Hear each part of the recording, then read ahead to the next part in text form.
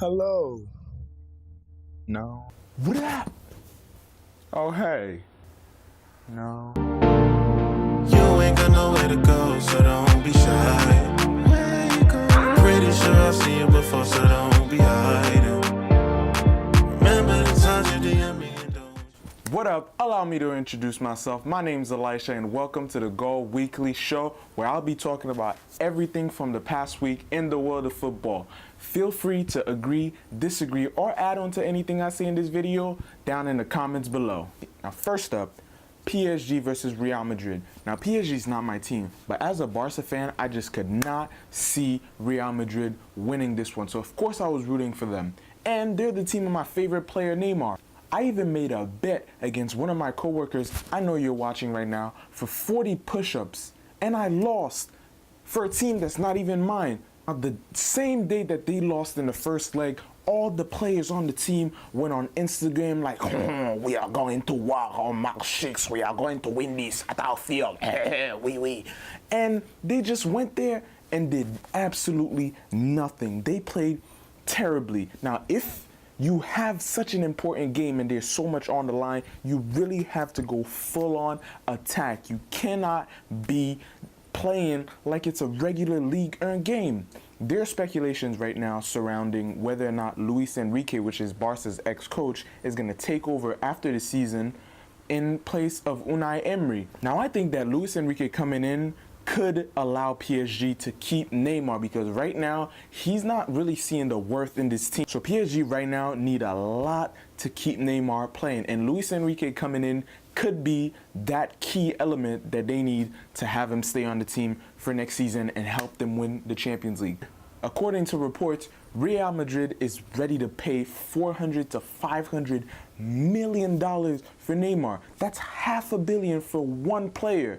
And if PSG doesn't do what's necessary to keep them there, Real is definitely going to go away and take their favorite player. Also in Champions League, Juventus beat Tottenham 2-1, 4-3 on aggregate. Man, what a game. 2 goals in 5 minutes from Higuain and Dybala to win it all. Buffon is old. He is so old. He's been playing for so long, and he just does not want to give this one up. It's the only trophy that he still hasn't won.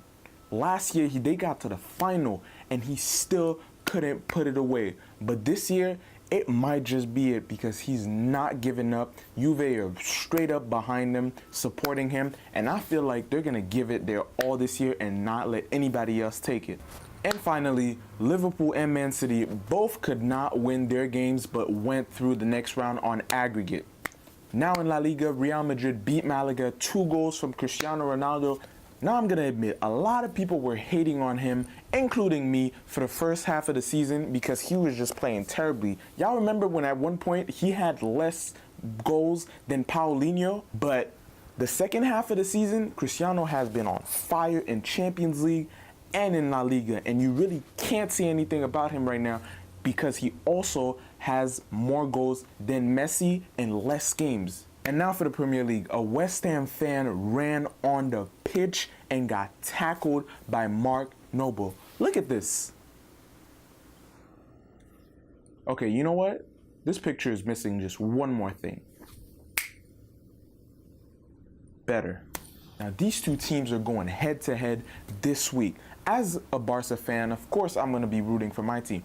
But maybe destiny is going to be on our side. And I can predict it. This is an official FIFA coin. I'm going to flip it. Dark side for Chelsea and green side for Barca.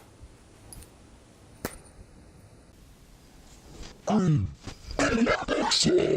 the game that everybody was waiting for this week, United versus Liverpool, 2 goals from Marcus Rashford. Look at this beauty right here.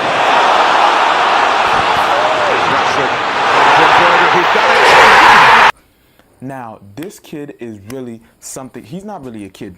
We're the same age, but he is really something special. Now, if Mourinho wasn't the type of coach to be so defensive all the time, Rashford would be one of the top scorers in the Premier League right now, and his game would be elevated so much more. He needs another coach or another team where he can attack more and show his scoring abilities more. That's how he's going to develop. And it really feels like the Premier League is over. I mean, City just need, 4 games to win the whole thing. We know that in those next 4 games, they're going to put their all into it and bag it early on. So it really feels like now it's a race for top 4 to see who's going to be able to be in the Champions League next year. Oh, and also during this week, we started a countdown for 100 days until the World Cup. Oh man, I really can't wait. Every time someone mentions the World Cup, I just get all I really can't wait for this World Cup. It's really gonna be a special one. I can just feel it. Everyone I talk to, they just know this is gonna be one of the best World Cups ever. Now, I know that Neymar is injured, but remember, R9 had the same problem when he won the World Cup for the first time. Got injured when he was at Inter Milan, came back right before the World Cup started, and he ended up being the best player in that tournament, and he won the trophy. So I'm hoping that history can repeat itself and Neymar can bag it with Brazil so I can have a good rest of the year. Now we have to talk about this. Last week, Fiorentina player Davide Astori died in his hotel room of a heart attack when he didn't show up the next morning for breakfast. His team got worried and they found him and he was gone. Tragic, tragic news. The whole football world has just been pouring him, his family, his teammates with just the best support that they can.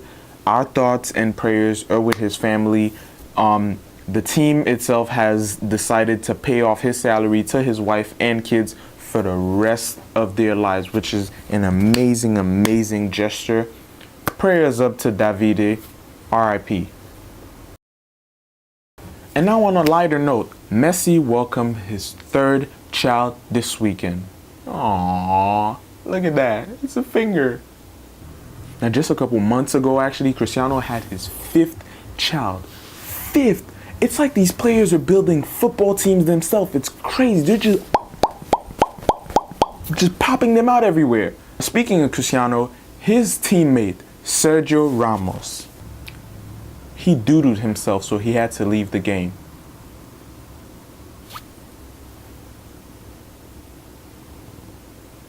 No, bro. No.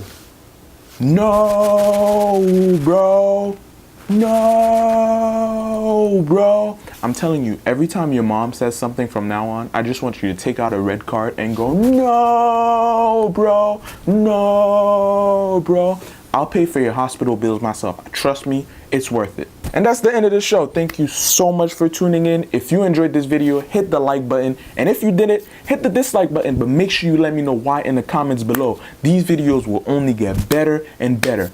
Hit that subscribe button if you haven't already. Check out the dope music that I used in this video and the social media in the description. And I'll see you next week on another episode of GòL. Peace. Mwah.